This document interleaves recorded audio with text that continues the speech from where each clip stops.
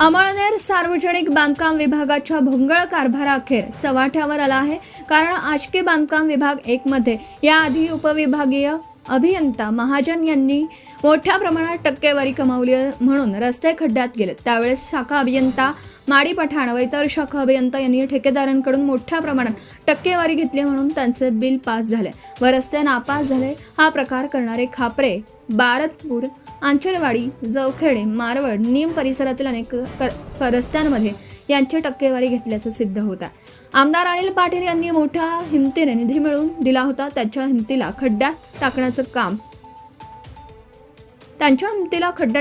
काम या भ्रष्ट टक्केवारी घेणाऱ्या अधिकाऱ्यांनी बदनाम केलं असून आता यावर पालकमंत्री गुलाबराव पाटील, आमदार अनिल पाटील यांनी यांच्या कामाचा आढावा घेऊन सखोल चौकशी करावी।